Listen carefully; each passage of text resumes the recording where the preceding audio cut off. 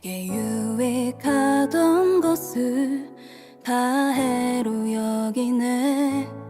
구주를 위하여 모두 다 버리네. 모든 것을 잃어버려도 아깝지 않음은 예수를 아는 지식이 가장 고상함이라.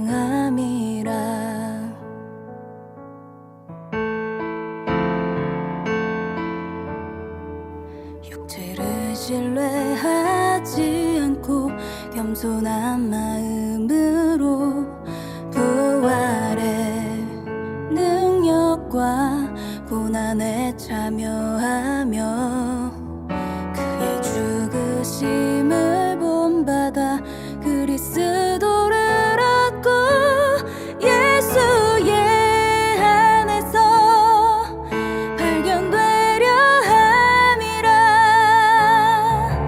둯대를 향하여 그리스도 예수 안에서 부름의 상을 위하여 달려가노라. 이전에 있는 것은 모두 잊어버리고 앞에 계신 그리스도께로 달려가노라.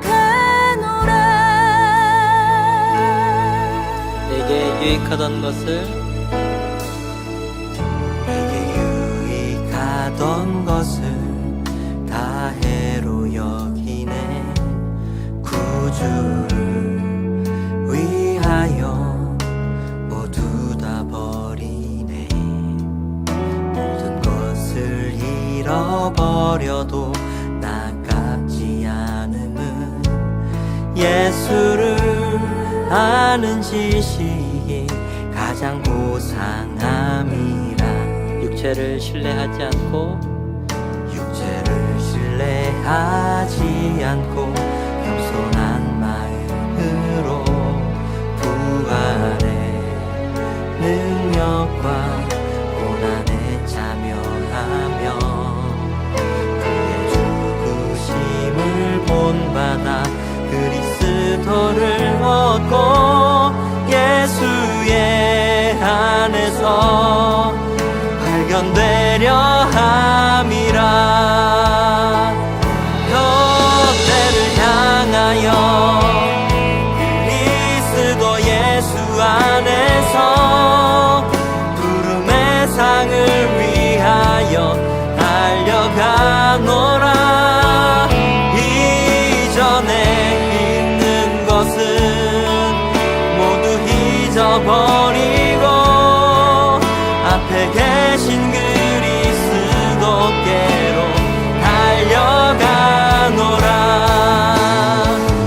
둯대를 향하여 그리스도 예수 안에서 부름의 상을 위하여 달려가노라.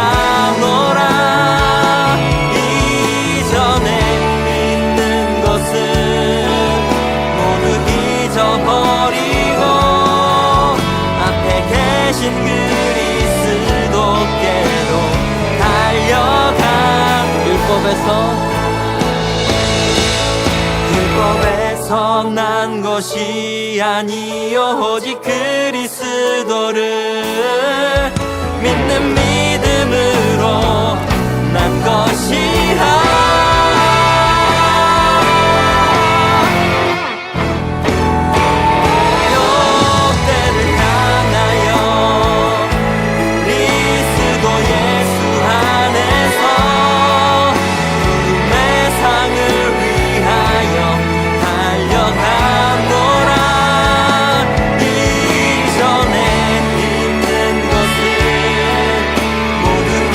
잊어버리고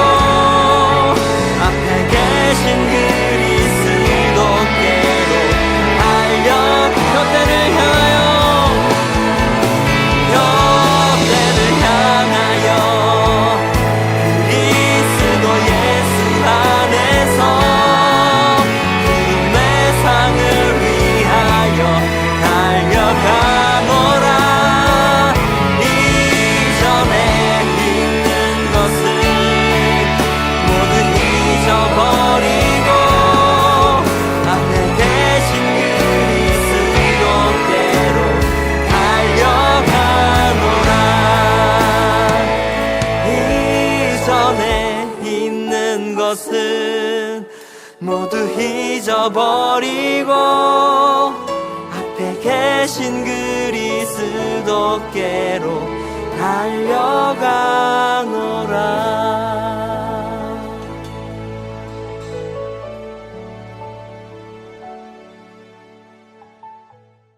오늘 요한계시록 1장 1절부터 8절까지 말씀을 같이 보았습니다.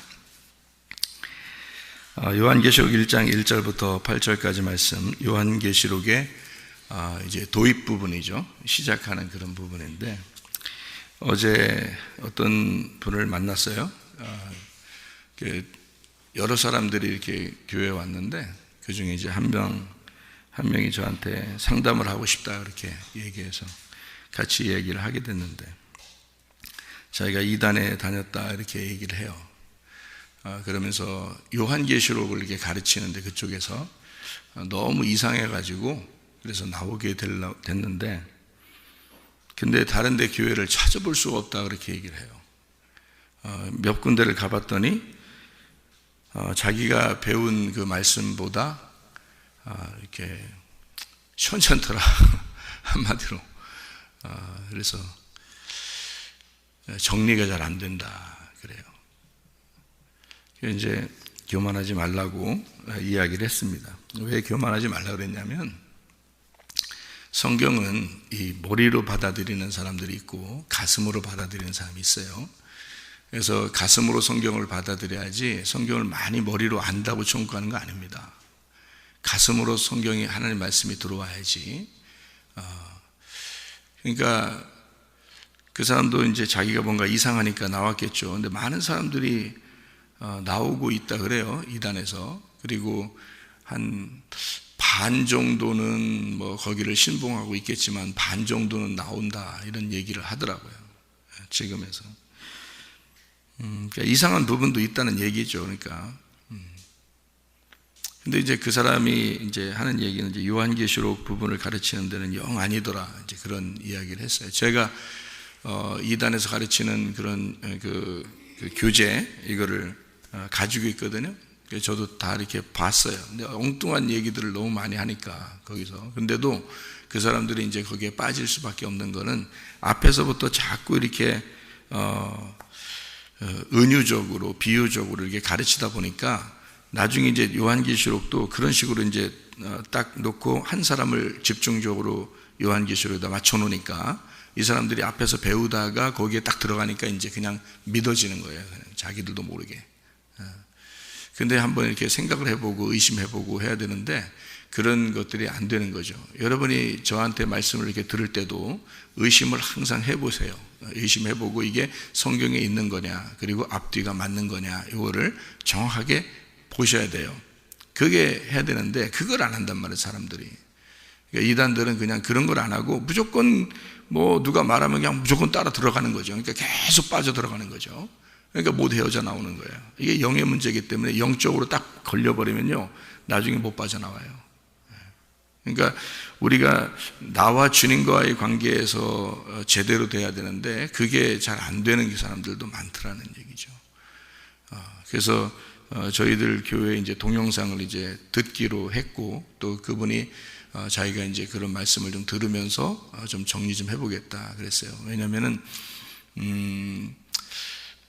그러니까 자기가 정리가 안 된다는 얘기는 교만하다는 얘기고, 자기의 그 심령이 가난하지 않다는 얘기입니다.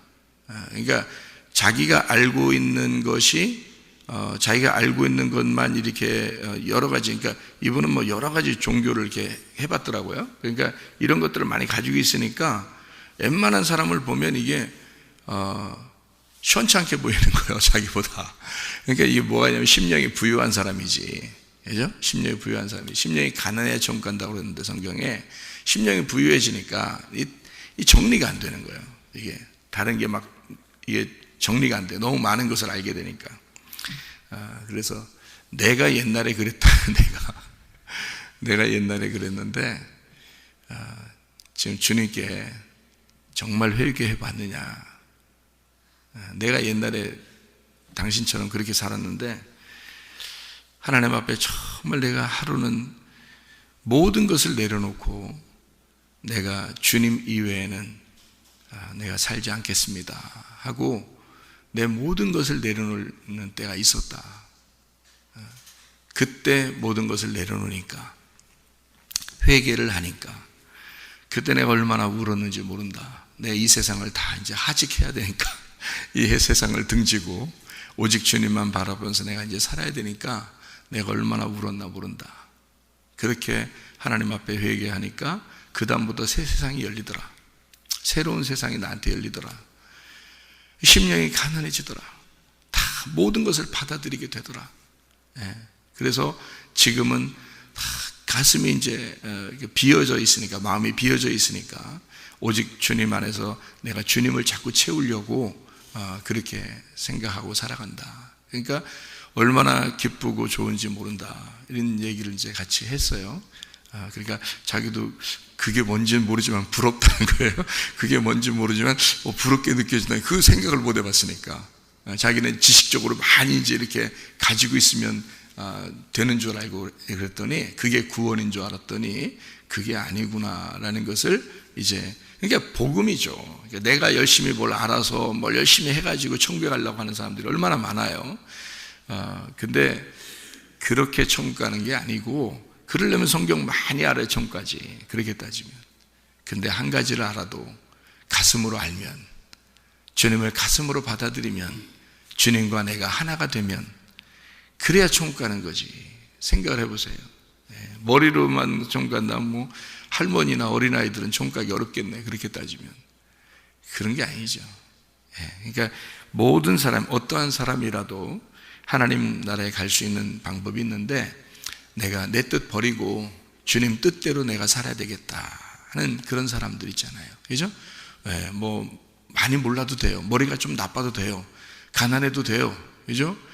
내가 내 뜻 버리고 주님 뜻대로 살겠습니다, 이런 사람이면 돼요. 자기 생각을 버리고 자기 지식을 버리고, 그리고 주님 생각대로 내가 살겠습니다 하면 되는 거거든요. 그래서 우리 교회 나와도 좋겠냐고 이렇게 물어봐요. 나와도 좋다. 근데 집에서 일단 설교나 좀 많이 듣고 있어라. 듣고 설교도 많이 집에서 좀 들을 수 있으니까 이걸 듣고 많이 이렇게 좀 생각하고 기도하고 그렇게 해라, 이런 얘기를 했어요. 우리 교회야 뭐 이단에서 온 분들이 꽤 있으니까, 우리 교회는 이단에서 와가지고 교회 적응하고 같이 교회 생활을 할 정도면 말씀이 그래도 자기 속에 좀 들린다는 거 아니겠어요? 그러니까 뭔가 비교해 봐서 이게 말씀이 그래도 옳구나라는 뭐가 있으니까 다니는 거 아니겠어요? 그 사람이 다니던 그런 이단에 다니던 사람도 우리 교회 와서 지금 예배 드리는 사람이 몇 명 되는데 뭐 지금도요. 그러니까 또 요전에 그 결혼한 우리 신혼부부도 있죠. 거기도 이단에서 온 사람이 한 남자, 이단에서 온 사람인데 강한 이단에서 온 사람이에요. 거긴 또 뭐 이렇게 신으로 시작하는 그런 이단들을 우습게 생각하는 사람이야. 근데 자기가 대전 시내를 다 다녔대. 말씀 들어보려고 자기가 다녀볼 만한 데가 있나. 우리 교회 나왔, 여기서 결혼하고 여기서 좀 살고 있고 그러죠. 그러니까 교회 이단에서 온 사람들도 꽤 있어요, 여긴 지금. 근데 저는 하나도 겁나지 않는 게 성경에 있는 그대로를 제가 설명을 합니다. 성경에 있는 그대로. 저도 그러기 전에는 뭐 공부한다고 뭐 성경 배운다고 얼마나 제가 공부 열심히 했겠냐고요. 신학교 한 군데 나오면은 못 배운 줄 알고 제 이제 지식에 갈급하니까, 그러니까 하나님을 알아야 천국 간다고 그렇게 저도 생각을 했었으니까, 그냥 신학교 한 군데 공부하면은 내가 모른다, 아직도 모른다 생각하니까 5군데를 공부하고 열심히 그냥 해보려고. 그래서 열심히 목사 생활하고, 그래도 뭔가 갈급하고 안 되고, 내가 죄 짓고 내가 죄인이고 뭐 도저히 안 되는 거야. 그래서 이거 다 내려놓고 내가 주님 앞에 새롭게 주님 말씀을 받은 것입니다. 진짜 받는 게 있더라고. 진짜 받는 게 있더라고. 하나님의 성령이 진짜 역사에서 이 성경이 알려지는 게 있더라고요. 이게 창세기부터 요한계시록까지 쫙 껴 맞춰지는데 깜짝 놀랐어요. 너무 깜짝 놀라서 제가 그냥 기도하다가요, 너무 깜짝 놀라서 이 손으로 무릎을 딱 쳤다는 거예요. 무릎 꿇고 기도하다가 너무 놀라서 이런 게 있구나 진짜. 야, 내가 목사하면서도 이걸 몰랐다니. 야, 이런 게 있었구나. 그래서 제가 이 말씀을 깨닫고 사람들에게 이제 설명을 하기 시작했어요. 근데 교회 다니는 사람들이 의외로 성경을 모릅니다. 성경을 정말 몰라요. 주님께서도 저에게 또 그 응답하는 그 시간에 저에게 얘기했습니다. 교회 다니는 사람들, 그 사람들을 구원해야 된다. 실제로 한 10분의 1도 성경을 모른다. 그런 10분의 1. 그러니까 여기 사람들만 이렇게 많이 있잖아요. 그러면 그 중에서 10분의 1도 주님 나라에 가기가 어렵다. 이렇게 할 정도로 교회 다니는 사람들이 성경도 모르고 정말 주님을 가슴으로 주님 만나는 것도 잘 모르고 그런 사람들이 많다. 그래서 저는 이제 두 번째 주님을 만났을 때는 말씀으로 만났어요. 그래서 말씀이 그렇게 소중하고 오늘도 말씀의 천국에 나를 여행을 시켜주십시오 하고 날마다 기도합니다. 그래서 하나님 말씀을 성령에 의하여 제게 말씀을 깨닫게 해주시고 그 말씀으로 내가 살게 해주십시오. 그렇게 늘 기도하고 새벽에도 이렇게 여러분을 같이 대하면서 말씀을 나누고 그렇게 하고 있거든요. 하여튼 하나님 말씀이 우리 속에서 살아계셔서 이 말씀이 성령이고 성령이 우리 속에 역사해 주셔야죠. 저는 그런 말씀의 성령을 만나기 전에는 뭔가 이렇게 눈에 보여야 하고 또 귀에 들려야 하고 내가 직접 경험해야 하고 그런 것들을 굉장히 많이 제가 경험을 했던 사람이니까 그래서 그런 거를 많이 생각했던 사람인데 왜냐하면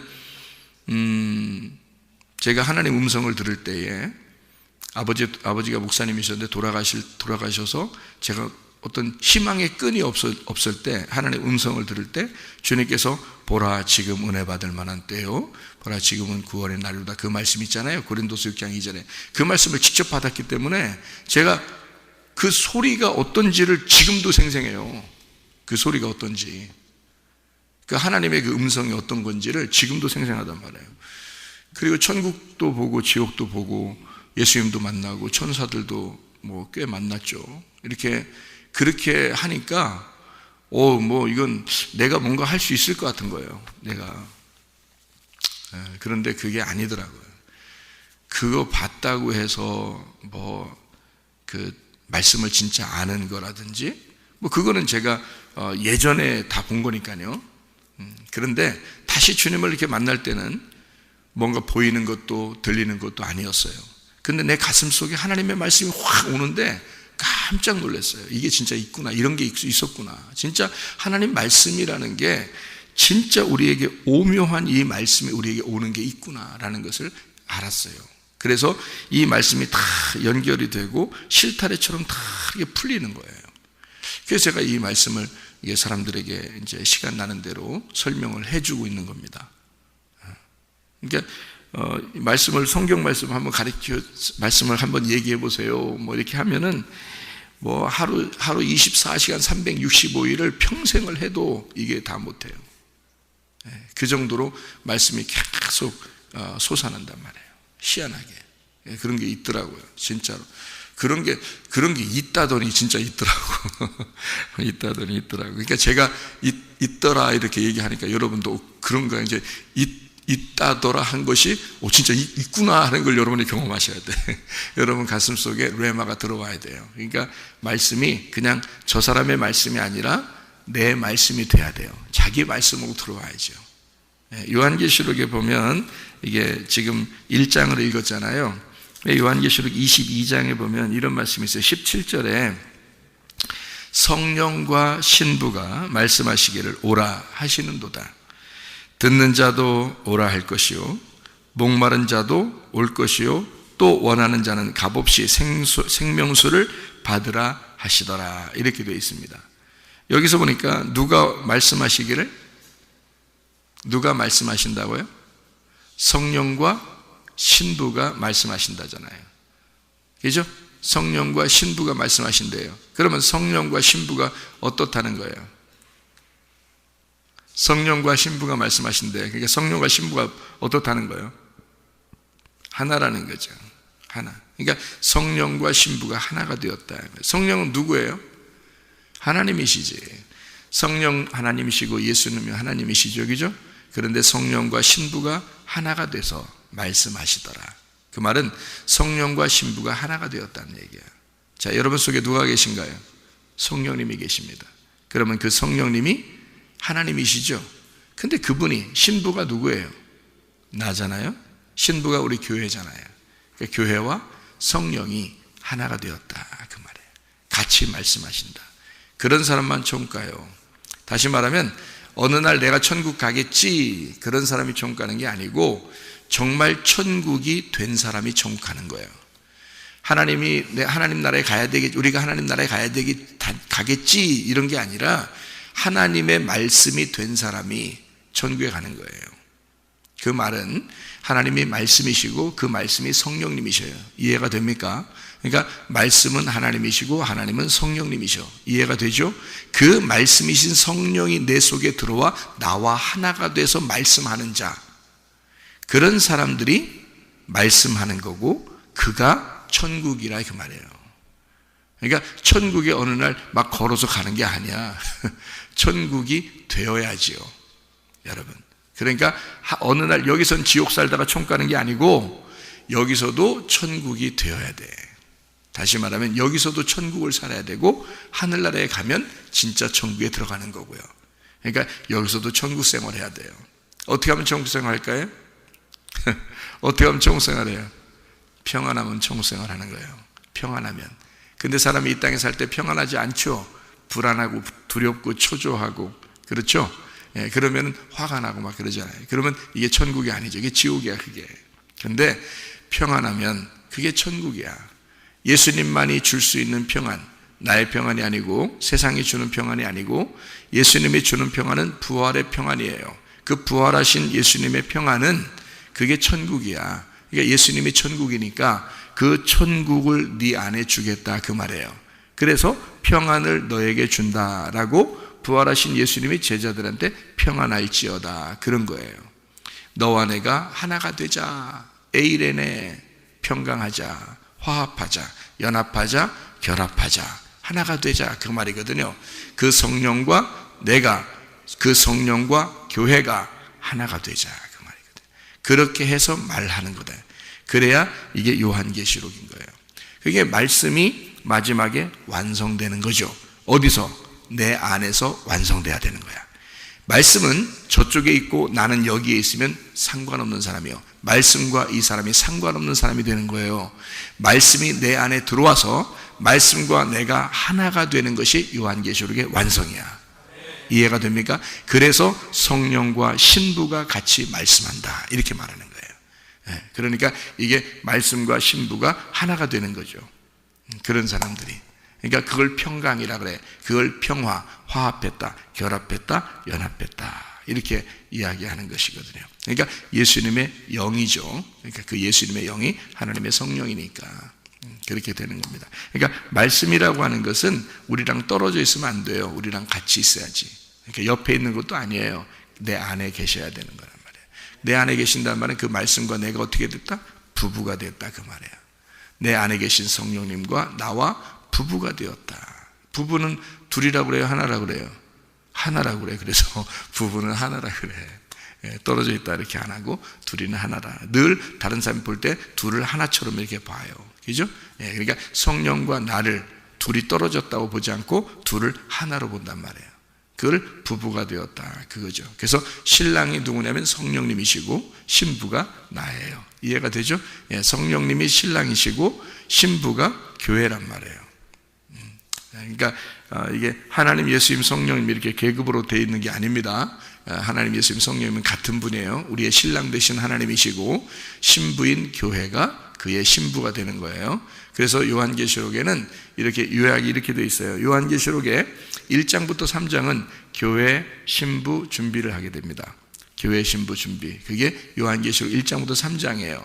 4장, 5장은 내생물 24장로 하늘 예배. 이게 4장, 5장에 대한 요약이에요. 6장부터 9장은 7인, 7나팔에 대한 이야기가 나와요. 6장부터 9장에. 11장에는요, 2 증인, 2 감람나무, 2 등잔대가 나옵니다. 그리고요, 16장부터 18장, 14장에는 14만 4천 명이 나오고요. 사람들은 14만 4천 명이니까 또 숫자를 생각하는데 그게 아닙니다. 그런 의미가 아니에요. 이건 성경 요한계시록 의미적으로 되어 있기 때문에 의미적으로 되어 있으니까 14만 4천 명은 12 곱하기 12이면 144고요. 144 곱하기 1000 하면 1000, 이게 천이 하나고 하나가 천이에요. 그래서 하루가 1000년이고 1000년이 하나거든요. 이해가 됩니까? 그래서 14만 4천 명은 어떻게 나온 단어냐면 숫자냐면 144 곱하기 1000인데 그게 14만 4천인데 144는 12 곱하기 12이에요. 12은 구약의 12이고 신약에도 12이 있죠. 구약에도 12지파가 있고 신약에도 12사도가 있잖아요. 그 12이 완성이 되면 14만 4천이 되는 거예요. 그러니까 성경의 완성이 14만 4천이라는 거죠. 그러니까 이 말씀이 된 자들을 14만 4천이라고 표현한 거죠. 오늘 구원을 누가 새로 받았어요. 그러면 14만 4천 1명 이렇게 하는 그런 말이 아니에요.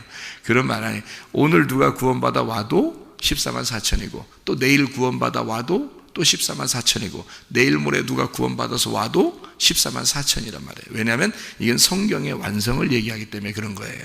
14만 4천이라는 단어가요. 그래서 14장에는 14만 4천 명에 대한 이야기가 나옵니다. 16장부터 18장에는 7 대접, 음녀, 짐승, 심판에 대한 이야기가 나와요.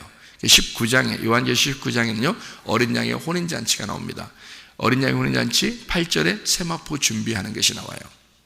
여기에요. 19장에 어린 양 혼인잔치가 나와요. 그 어린 양 혼인잔치 나오려면 16장부터 18장까지 7 대접, 음녀, 짐승을 심판을 해야 돼요. 심판을 해야 요한계시록 19장에 어린 양의 혼인잔치가 이루어지는 거예요. 어린 양의 혼인잔치 누가 있어야 돼? 잔치를 하려면, 혼인잔치 하려면 결혼식은 누구 있어야 돼? 신랑과 신부가 있어야 되죠. 그래서 신부가 준비되려니까 음녀를 제거하는 거예요. 신부를 준비하려니까 음녀를 제거하는 거예요. 그러니까 성경 요한계시록의 반대는 어떻게 되어 있냐면 어린 양과 짐승이 반대예요. 이렇게 반대로 나오는 거야. 신부하고 음녀하고 반대로 나오는 거예요. 그래서 음녀를 파괴시키고 신부로 신랑이 신부를 맞이하는 게 이게 어린 양의 혼인잔치예요. 이게 요한계시록 19장에 나와 있는 얘기입니다. 요한계시록 20장에는 영 안에서 첫째 부활에 동참하는 게 20장이고 21장, 22장 보면 부활천국, 새 예루살렘, 생명나무, 주님을 기다림, 아멘 이렇게 나와요. 그게 이제 요한계시록의 요약이에요. 그걸 보고 요한계시록이 이제 하나씩 세부적으로 들어가는 겁니다. 이렇게 요한계시록 1장부터 22장까지 그렇게 나와 있는 말씀입니다. 오늘은 요한계시록 1장에 이제 1절부터 8절까지를 읽었죠. 8절에 보면 주 하나님이 이르시되 나는 알파 오메가라 이제도 있고 전에도 있었고 장차 올 자요 전능한 자라. 그러니까 여기서 장차 올 자라 이렇게 한국말로 이렇게 써 있으니까 이제 영어로 말하면 이제 뭐 coming soon 뭐 이런 말 있잖아요. 뭐 개봉박두 coming soon 뭐 이렇게 하면 주님이 이제 오신다 이렇게 생각하잖아요. 그러니까 어느 날 오실 것이다 이렇게 생각한단 말이에요. 근데 여기가 이게 현재형이에요. 지금. 그러니까 보라 지금은 은혜 받을 만한 때요. 보라 지금이 구원의 날이로다 할 때 그 지금 그 현재 이때 지금 오신다. 지금 오고 있다라는 말이거든요.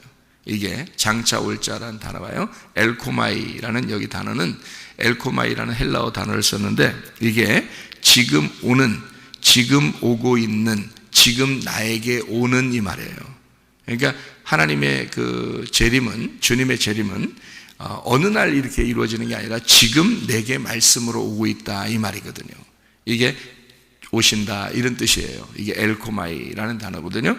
그렇게 오신다는 말이고요. 여기에 보면은 4절에 요한은 아시아에 있는 7 교회에 편지한다 그랬습니다. 이제도 계시고 전에도 계셨고 장차 오실 이와 그의 보좌 앞에 있는 일곱 영과 이렇게 되어 있습니다. 그러면 일곱 영과 일곱 교회 뭐 이런 얘기들이 있는데요. 이거를 좀 한번 자세히 설명을 해드리고 마치도록 하죠. 20절에 보니까 내가 본 것은 내 오른손에 일곱 별의 비밀과 또 일곱 금촛대, 일곱 별은 일곱 교회의 사자요 일곱 촛대는 일곱 교회니라 이렇게 되어 있습니다. 여러분 이게 일곱 개 교회일까? 일곱 개 교회일까? 제가 일곱 개 교회일까? 뒤에 올렸잖아요. 물어본 거잖아. 일곱 개 교회일까? 그러면 여러분 생각할 때 일곱 개 교회이에요 라고 할 수도 있고요. 글쎄요, 그렇게 올린 거 보니까 이상하네. 또 그래서 또 그렇게 대답 안 할 수도 있고 그렇죠, 그죠? 일곱 개 교회일까 했으니까. 그러면 이게 무슨 말이냐면요, 여기 요한계시록 2장 3장에 보면 일곱 교회 나오죠. 일곱 교회, 그죠? 교회 신부를 준비하기 위해서 일곱 교회를 이렇게 딱 등장을 시킨 거예요. 일곱 개의 교회를. 그러면 그 당시에 일곱 개의 교회가 있었던 교회죠. 그죠? 그 당시에 예수님 이후에 이제 그 사도들 시대에 요한계시록을 쓸 때 그때 일곱 개의 교회에 이 편지를 쓴 거거든요. 이 편지를 보낸 거니까 이 일곱 개의 교회가 있었던 거란 말이에요. 그 당시에. 그죠? 근데 뭐 생소한 교회들도 있죠. 에베소, 서머나, 버가모, 두아디라, 그다음에 빌라델비아, 라오디게아, 뭐 그 사대, 빌라델비아, 라오디게아 이렇게 에베소, 서머나, 버가모, 두아디라, 사대, 빌라델비아, 라오디게아 이렇게 일곱 개의 교회인데요. 사도행전에 있는 교회가 사도행전 시대에 몇십 개의 교회가 있었어요. 근데 그 중에서 일곱 개의 교회를 이렇게 여기다 만들어 놓은 거거든요. 그러면 일곱 개일까라고 제가 물어본 이유는 일곱 개를 일부러 다른 거를 쓸 수도 있잖아요. 여기에 예를 들어서 다른 이름을 쓸 수도 있죠. 일곱 개. 왜냐하면 몇십 개의 교회가 있었으니까 그 당시에 다른 이름도 쓸 수 있었는데 일곱 개를 딱 선정을 해가지고 여기서 일곱 개를 딱 써놓은 거예요. 그럼 이제 어떤 여기에 그 내용에서 어떤 의미를 여기다 부여하려고 여기다 일곱 개 교회를 제목을 선정을 한 거예요. 한마디로 말하면 이게 그 일곱 개의 교회가 이제 선택이 된 거죠. 이름을 쓰려고 일곱 개를 선택하는. 다른 데도 많아요. 다른 교회들도 뭐 데살로니가 교회도 있고 빌립보 교회도 있고 골로새 교회도 있고 로마 교회도 있고 예루살렘 교회도 있고 막 이렇잖아요. 그죠? 그 당시에도.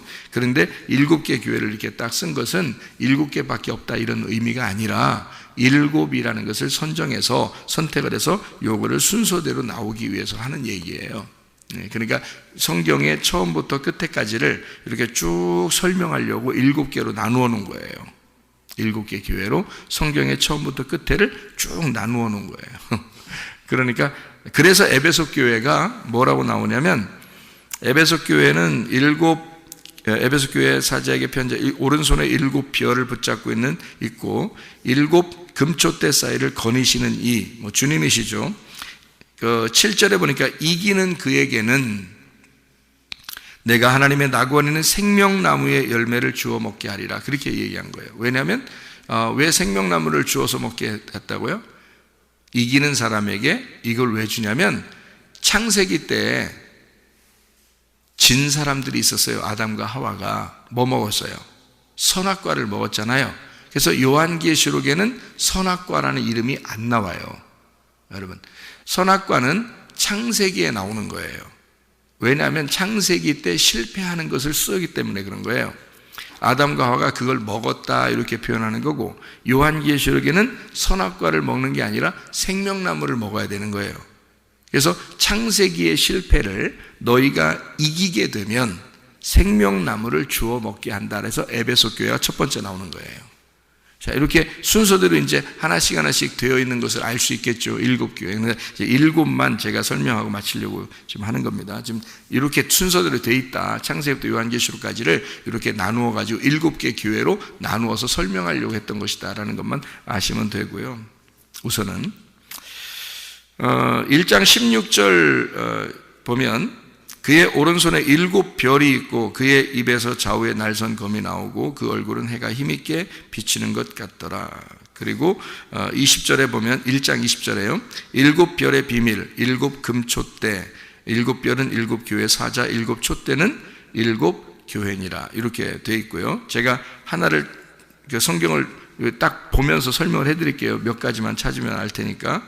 3장 1절에 보면 사대교회 사자에게 편지하라. 하나님의 7 영과 7 별을 가지신 이가 이르시되 내가 내 행위를 아노니 내가 살았다는 이름은 갈쓰나 죽은 자로다. 이렇게 되어 있습니다. 4장 5절에 보면 보좌로부터 번개와 음성과 우레소리가 나고 보좌 앞에 켠 등불 7이 있으니 이는 하나님의 7 영이라. 이렇게 되어 있습니다. 잘 7이라는 걸 계속 얘기하고 있죠, 그죠? 5장 6절에 보니까 내가 또 보니 보좌와 네 생물과 장로들 사이에 한 어린 양이 서 있는데 일찍 죽임을 당한 것 같더라. 그에게 7 뿔과 7 눈이 있는데 이 눈들은 온 땅에 보내심을 받은 하나님의 7 영이라. 이렇게 되어 있어요. 그러니까 지금 7을 계속 반복해서 쓰면서 누구에 대한 이야기를 써요? 예수님, 어린 양 되신 예수님을 지금 쓰는 거예요. 그죠? 7을 쭉 설명을 하면서요. 예수님에 대한 이야기를 합니다. 이 이야기를 가만히 생각해 보세요. 이게 종합해서 7이라고 하는 게 성경에 많이 나오는데 7이면은 창세기 때도 창조를 다 끝내는 것이 6째 날 끝내고 7째 날에 창조가 완성되었죠. 그리고 예수님도 자기를 안식일의 주인이라 그랬죠. 안식일이라는 게 7일이죠. 그러니까 이게 7이라는 게 7, 안식, 7 이게요 완성됐다는 의미예요. 이루어졌다는 의미고, 그러니까 완성됐다, 이루어졌다, 그래서 쉰다 이렇게 되는 의미를 가진 게 7이라는 숫자예요. 그러니까 예수님이 이 땅에 와가지고 안식일 날 자기가 사람들의 병을 고쳐주고 내가 너희들을 쉬게 하겠다는 얘기입니다. 그죠? 그래서 안식일 날 자꾸 병 고치고 그러는 거예요. 자기가 쉬게 하겠다. 안식일이니까 자기가 안식일이니까 그런 얘기 하게 되니까 7이라는 숫자 때문에 그런 거예요. 예수님이 7. 그래서 요한복음 2장에 보면 가나의 혼인잔치에 항아리가 몇 개예요? 6개. 항아리 6개에다가 7이 되시는 예수님이 등장을 하신 거예요. 그러니까 항아리 6개 있는 곳에 예수님이 나타나신 거죠. 이해가 되겠죠? 그리고 요한복음 4장에 보면 사마리아 여자가 남편이 몇 명? 6명. 거기다가 예수님이 몇 번째로 와요? 7번째로 오는 거란 말이에요. 그러니까 다 7이라는 숫자는 이 땅에 오신 예수님을 설명하는 거란 말이죠. 이 땅에 오신 예수님. 그러니까 그가 안식을 주기 위해서, 이 땅의 안식을 위해서 오신 예수님. 그 땅의 안식은 어떻게 오나요? 죽어야 와요. 그래서 예수님이 죽으시러 오셨다 그러는 거예요. 자기가. 그러니까 예수님이 십자가에 돌아가실 때 뭐라 그래요? 다 이루었다. 다 완성했다 그러잖아요. 다 이루었다, 다 완성했다, 창조가 끝났다 그 말이에요. 그리고 내가 빚을 다 갚았다. 이게 안식일이거든요. 그게 안식일이에요. 안식일. 그게 안식이라고. 예수님 부활하시는 것은 며칠 날 부활했다고요? 안식 후 첫날 부활해요. 그때가 8일 날이란 말이에요. 그래서 노아 방주 때 몇 명이 구원받아요? 8명이 구원받는 겁니다. 그러니까 안식이라는 7일에는 무덤에 계시고, 그리고 그 다음 날 8일째 되는 날 부활하신단 말이에요. 새로운 시작을 가져오죠. 그러니까 창세기 때부터 아담 때부터 쭉 내려오다가 사람들이 한 번 다 멸망을 해요. 그리고 8명이 다시 시작하는 거란 말이에요. 그러니까 그 8명이 다시 시작한다는 말은 부활하신 예수님이 다시 시작한다는 것을 의미하려고 성경을 써놓은 거죠. 8명이니까 이해가 되겠죠. 그래서 8일 날 부활하신다. 예수님이 일부러 그렇게 하시는 거예요. 성경은 다 정해진 규칙이 있기 때문에 그럽니다. 이런 규칙을 알고 성경을 보면 재밌죠. 왜냐하면 이게 하나씩 이게 맞추어지니까 재밌죠. 이게 다 연결되어 있다니까요. 그런 걸 모르니까 정리가 안 되는 거예요. 성경을. 그래서 교회 다니는 사람들이 성경이 정리가 안 된다 그러는 거예요. 왜냐하면 이게 맞춰지는 게 없으니까 자기 머릿속에. 그래서 그러는 거예요. 이걸 조금씩 말씀을 들으면서 이제 맞춰주는 거죠. 자, 보세요. 7 영이니까 여러분 7 영이 7개 있다는 얘기겠어요? 0이 7개 있다 이런 얘기겠냐고. 7 영. 지금 뭐라 그랬어요? 7 영이 7 눈이라고 그랬죠. 그러면 눈이 7개겠네 이렇게. 예수님 눈이 7개 달려가지고 앞에도 보고 옆에도 보고 뒤에 보고 내가 말이야 다 쳐다보고 있어 꼼짝 마 이런 얘기겠어요? 그러니까 7개 눈 달고 돌아다니면 그래 퍽이나 예수님 같이 보이겠다. 응? 그렇게 따지면 그렇겠냐고요. 성경을 어떻게 그렇게 보냐고. 분명히 성경에 이렇게 돼 있잖아요. 7 교회의 사자, 7별, 7 교회 7 등불, 그리고 7 영을 가지신 분, 7 영, 7 뿔을 가지신 분, 그리고 7 눈, 7 영, 그가 어린 양 되신 예수님, 이렇게 딱 나오잖아요. 이게 딱 나오니까 7이라는 숫자는 지금 이 땅에 오신 우리를 위해서 어린 양으로 죽으시러 오신 예수님을 말하는구나. 그가 가진 영이 7이었구나 라는 얘기지. 그러니까 그가 예수님이라는 7, 예수님의 영을 성령이라 그러는데 그게 완전한 영이다 해서 예수님 죽으셔서 오신 영 해서 7 영이라 그러는 거예요. 예수님이 이 땅에 오셔서 죽으셨으니까 그 죽으셔야지만이 성령이 우리에게 오신단 말이에요. 이해가 돼요? 그래서 그 죽으시고 오신 영, 그래서 예수님 이 땅에 오셔서 어린 양으로 죽으시는 분, 그게 7이고 그 영이 7 영이에요. 그래서 7은 예수님이고 영은 성령을 얘기하는 거야. 그래서 7 영을 가지신 분, 성령의 예수님이란 말이에요. 그러니까 나중에는 어떻게 돼요? 성령과 신부가 하나가 되죠. 말씀과 신부가 하나가 돼요. 이것이 여러분 안에 계신 성령님이시란 말이에요. 그 성령님과 여러분이 하나가 돼 있어. 이게 요한계시록의 완성이란 말이죠. 이게 다 이루었다 이렇게 되는 거예요. 그게 그러니까 그 안식이 완전히 오는 거죠. 그 부활이 완전히 일어나는 거. 그러니까 7이라는 7 영, 7 눈을 가진 7개 눈을 가진 게 아니에요. 그러니까 교회도 몇 개예요? 7개라는 얘기가 아니라 완전한 예수님 안에서 완성된 작품, 하나님의 신부 이렇게 나오는 거죠. 그러니까 하나의 교회를 말하는 거예요. 그러니까 교회들이 지금 교회들도 여러 개가 있죠. 각 곳에 기독교가 많잖아요. 그죠? 기독교라고 하는 이단들 말고 진짜 기독교라는 교회들이 여러 군데 있잖아요. 이게 다 각자 달라요. 하나예요. 하나란 말이에요. 그러니까 성경에서 말하는 7개는 주님의 교회라는 하나의 교회를 설명하려고 쓴 거란 말이에요. 이해가 되겠죠? 그러니까 주님도 하나요, 교회도 하나요, 하나님의 성령도 한 분이시요, 말씀도 하나란 말이에요. 이해가 되겠죠? 그 주님 안에서 오늘도 그 주님과 동행하다가 주님 만나시기를 바랍니다. 네, 기도하겠습니다.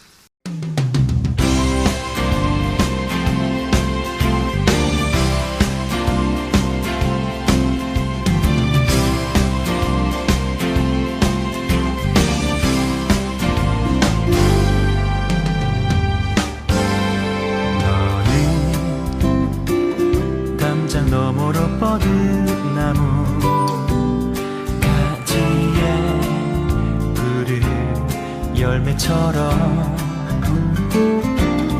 하나님의 귀한 축복이 삶에 가득히 넘쳐날 거야.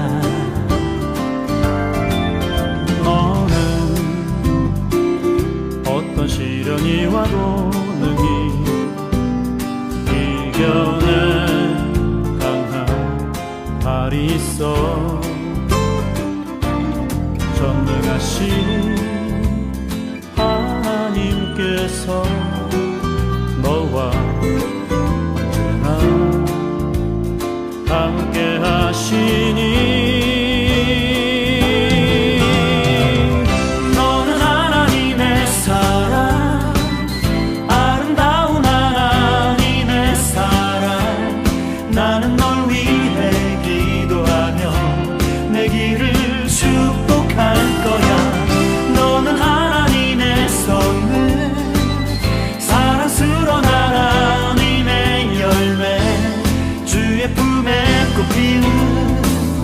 나무가 되어줘.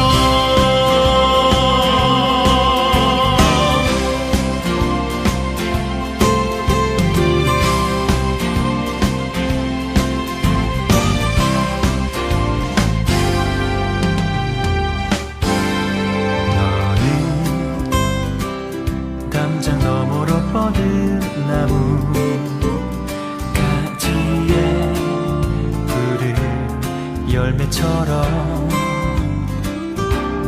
하나님의 귀한 축복이 삶에 가득히 넘쳐날 거야. 너는 어떤 시련이 와도 능히 이겨낸 강한 발이 있어. 전능하신 하나님께서 너와 언제나 함께 하시니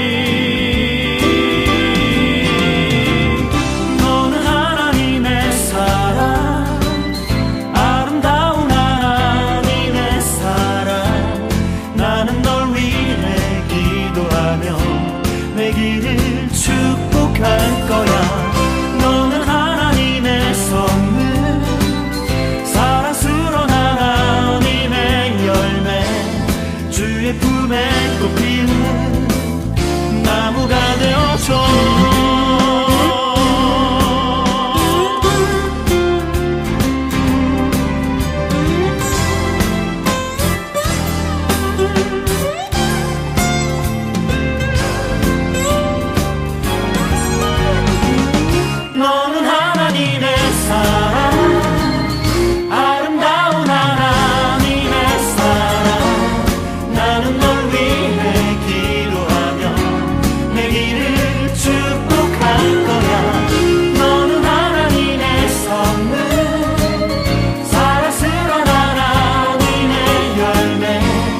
주의 품에 꽃 피운 나무가 되어줘.